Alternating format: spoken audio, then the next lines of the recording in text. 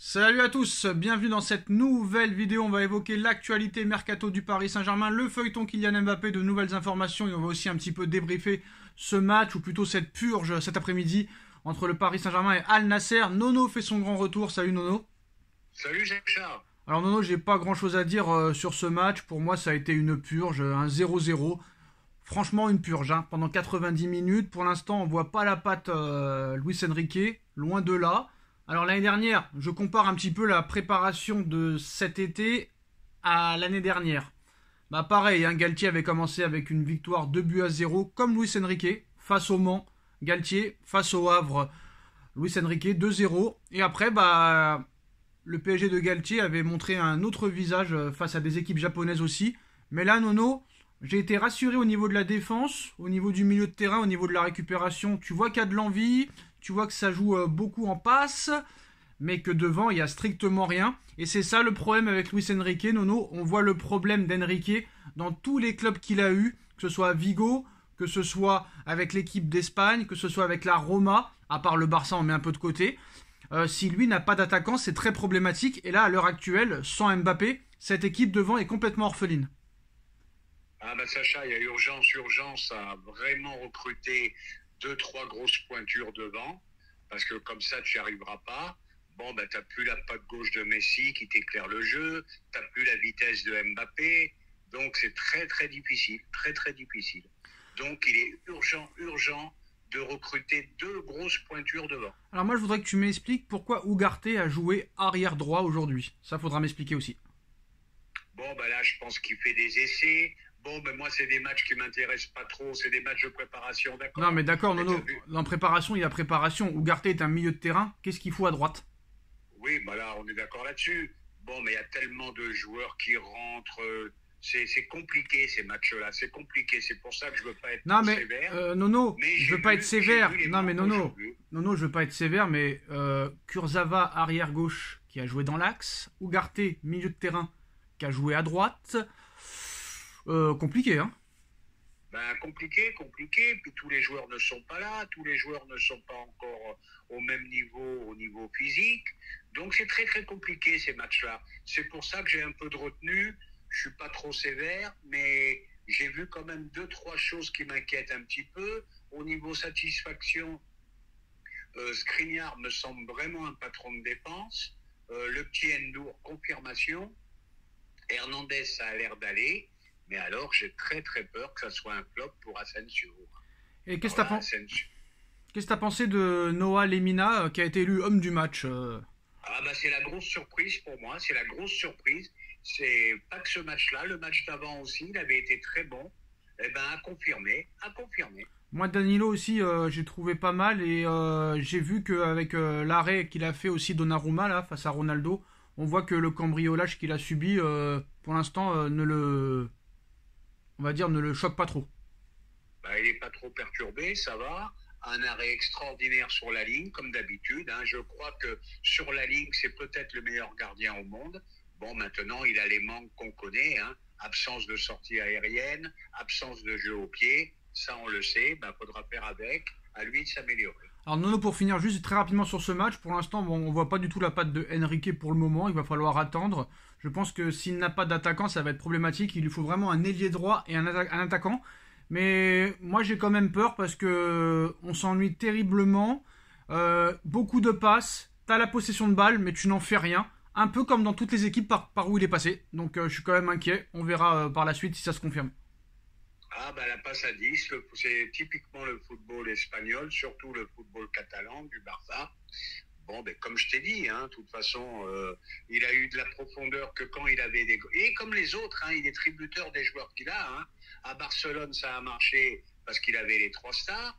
À la Roma, il avait personne, ben, ça a été compliqué. C'est pour ça que je te dis qu'il faut deux grosses Après, pointures voilà. devant au Après PSG. pour sa défense, bon, Neymar blessé, Mbappé pas là, Messi pas remplacé, Kangin Lee blessé. Donc c'est vrai que tu peux pas non plus faire des miracles. Et il y a des joueurs qui sont surcotés au PSG, certains Titi comme Ouzini et comme Garbi, qui pour moi sont surcotés, qui n'ont pas le niveau pour jouer professionnel au Paris Saint-Germain.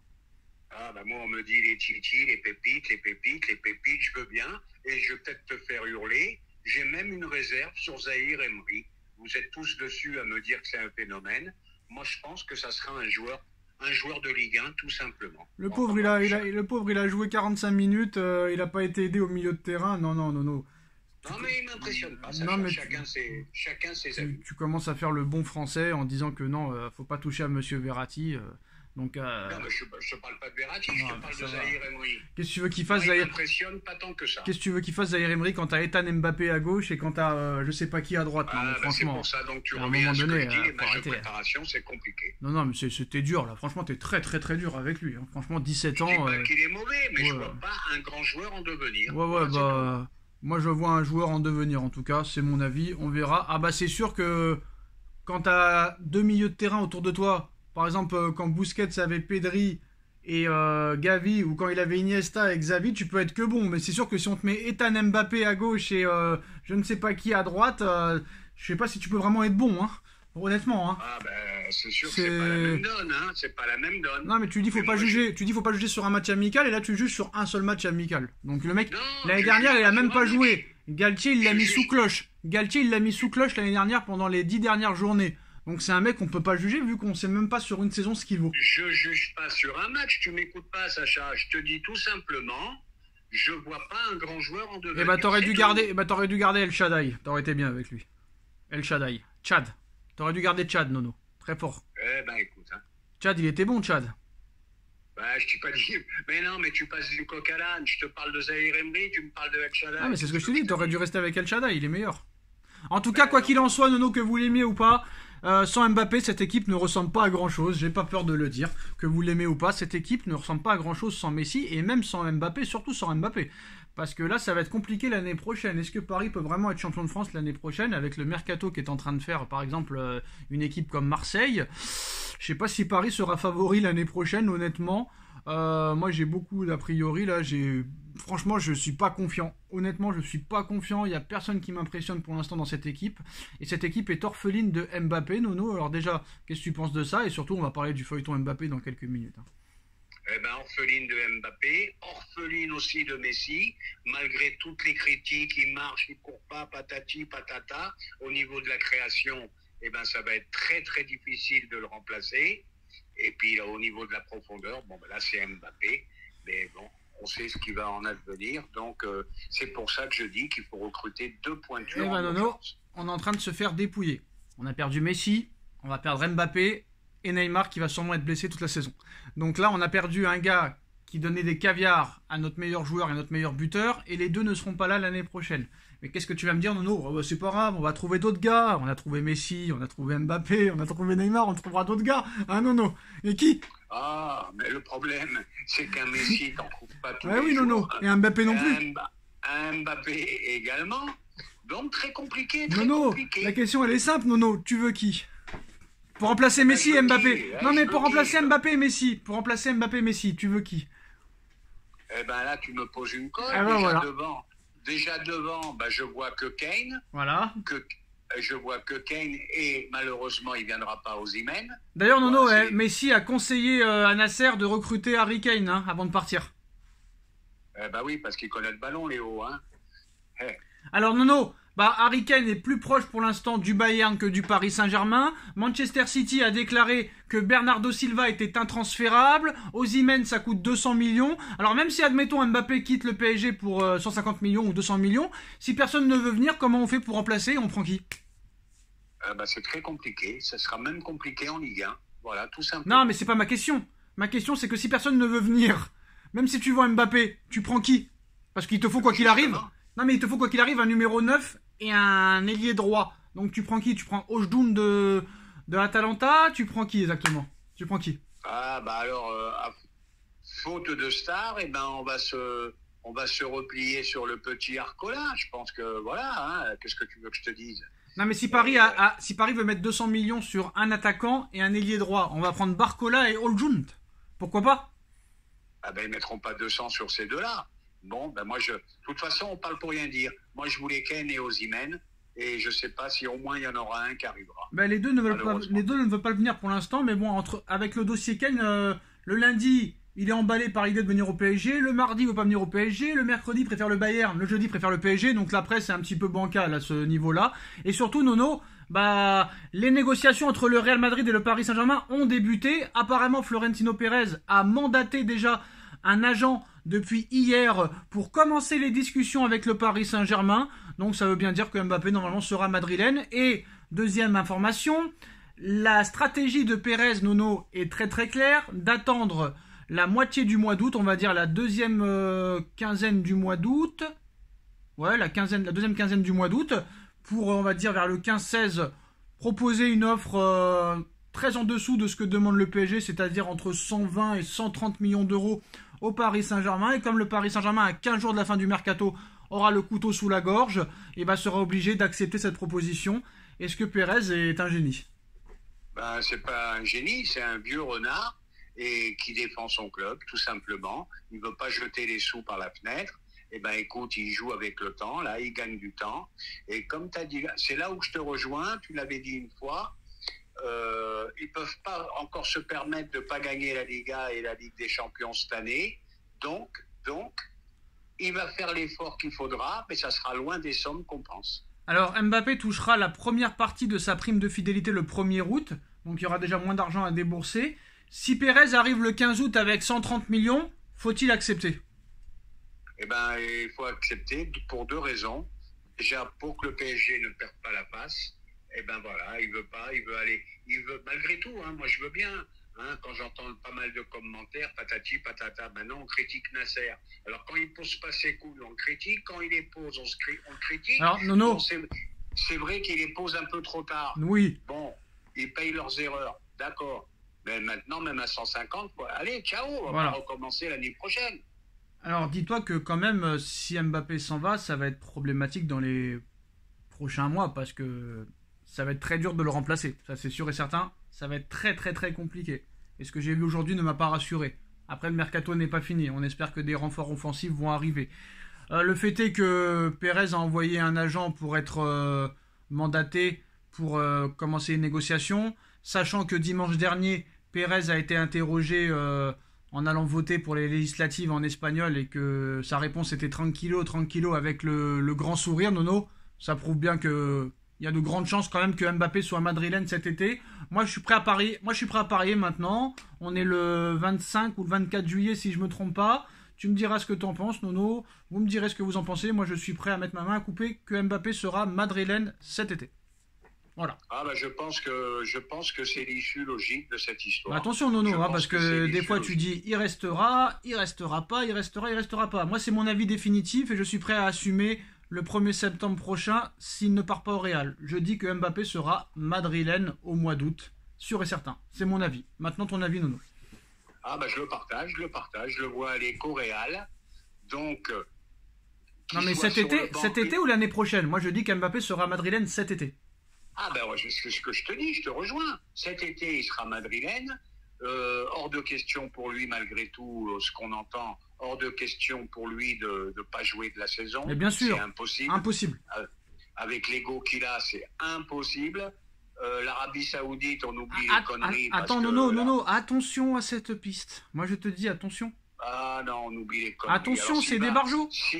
Nono, c'est des barjots. Ils sont prêts à lui donner 700 millions pour seulement une année et après lui permettre d'aller au Real Madrid. Là, tout le monde y gagnerait. Hein.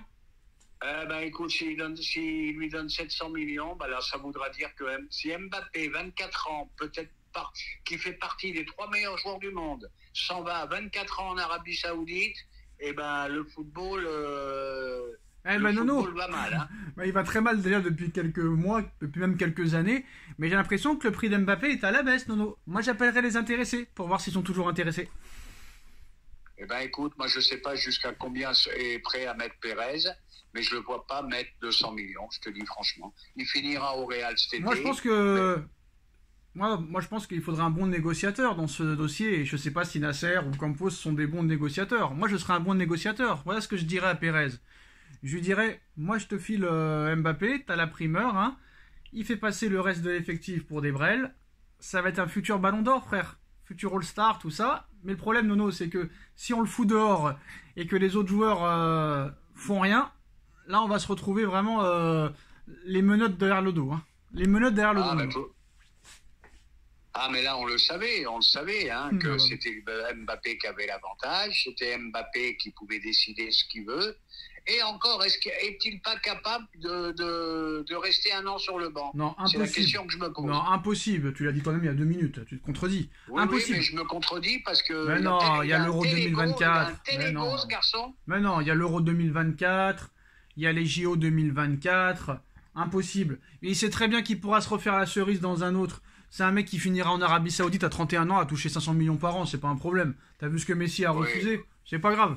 C'est pas grave. T'inquiète pas, va. L'argent, il pourra en faire toute sa vie. T'inquiète pas. Deux finales de Coupe du Monde, champion du monde. En tout cas, je vais faire une petite parenthèse. Il nous aura bien pourri le mercato. Parce que je te dis, il nous a pourri le mercato. Après Nono, moi je vais te dire un truc. Hein. D'accord, il est peut-être indéfendable, mais sur certains points, il est défendable. Parce qu'ils sont quand même d'accord. Il touche une tonne d'argent, il n'y a pas de problème là-dessus. Il n'a pas à se plaindre et tout. Mais il faut pas oublier quand même qu'ils se sont foutus de sa gueule l'année dernière. Ils se sont vraiment foutus de sa gueule l'année dernière. Bah, l'année dernière, ils n'ont pas tenu leurs promesses. Ok, non, mais Nono, je suis désolé. Du foutage de gueule. On te promet... Attends, mais quand même, je suis obligé de parler. On te promet Lewandowski, Nono. On t'amène qui? Hugo Ekitike. On te promet Bernardo Silva. On t'amène Fabian Ruiz et Carlos Soler. On te promet Milan Skriniar. Et il n'y a personne qui vient. C'est du foutage de gueule. Mon petit Sacha, il s'en prend à son ami Campos, hein. Ah bah oui, mais c'est du foutage de gueule quand même. Il s'en prend à son ami Campos, hein. Ouais, mais bon, ça va, c'est quand même du foutage de gueule. Voilà, il faut défendre ce qui est défendable. Il faut faire aussi la bonne aparté, tu vois. Il faut défendre à juste titre. À un moment donné, il n'a pas tous les torts. Pour moi, il n'a pas tous les torts. Et le bonhomme me plaît pas. J'aime pas sa mentalité. Voilà, c'est tout. Ah bah ça c'est autre chose. Ça c'est autre chose, mais force est de constater que peut-être quand on l'aura plus l'année prochaine, on va pleurer quand on fera des débriefs qu'on a perdu 1-0 contre Lorient, 2-0 contre Lens. On en reparlera. J'espère pas en tout cas, j'espère pas. Mais le problème, Nono, c'est que s'il part le 15 août, est-ce que tu auras le temps de le remplacer? Déjà que c'est compliqué de le remplacer même si tu as le temps. Alors s'il te reste que 15 ou 10 jours pour le remplacer à la fin du mercato, là on va se retrouver très clairement un bras devant, un bras derrière. Hein. Tac, tac, tac. Tu en reviens à ce que j'ai dit il y a 2 minutes. Il nous a pourri le mercato. Voilà, c'est tout. C'est tout. Voilà. Ouais, mais après, le problème, Nono, c'est que même là, si tu pouvais les recruter, les joueurs que tu veux, ils veulent pas venir. Donc c'est compliqué aussi. Hein. Regarde. Oui, mais parce que pourquoi? Bah justement, c'est pas pareil de venir à Paris avec Mbappé ou sans Mbappé. L'envie n'est plus la même. Et voilà. Mbappé Harry Kane, bah, ça faisait une doublure extraordinaire. Voilà. Ouais, mais tu peux en recréer une autre doublure. Hein. Et complémentaire. Tu peux en recréer une autre doublure. Hein. Oui, je suis d'accord, mais tu n'arrives pas à comprendre. Ah si, j'ai compris. Tu lui dis Mbappé, il reste. Ben, il a peut-être plus envie encore de venir au PSG. Ah, ça c'est sûr. Mbappé, c'est plus difficile. Ah bah ça c'est sûr. Mais le problème c'est que quand il y a Mbappé sur le terrain, ils disent que ce mec-là est trop une star et que les mecs se retrouvent dans l'ombre d'Mbappé. Donc faut savoir aussi à un moment donné. Oui, mais à ce niveau-là, Harry Kane, il s'en bat les couilles. C'est qui le grand gagnant de l'histoire, là? C'est qui le grand gagnant après le départ de Messi et le futur départ probable de Mbappé? C'est qui le grand gagnant, là? Là, le grand gagnant, pour moi, il s'appelle Neymar. Ouais, bah voilà. Voilà, les poteaux. Voilà. Alors, c'était le premier qui devait partir à la base, hein. C'est le premier qui devait partir à la base, et bah, c'est celui qui va rester à l'arrivée. Voilà. Parce qu'ils ne peuvent pas se permettre de perdre les 3 la même année, c'est impossible. Wow, c'est possible dans la vie. Hein. Voilà les postos, c'est la fin de cette vidéo. Dites-nous en commentaire ce que vous en pensez. On like, on partage, on commente, on s'abonne. Et on se retrouve très vite pour une nouvelle vidéo. Merci Nono, merci à tous. Tchuss. Merci Sacha. Tchuss.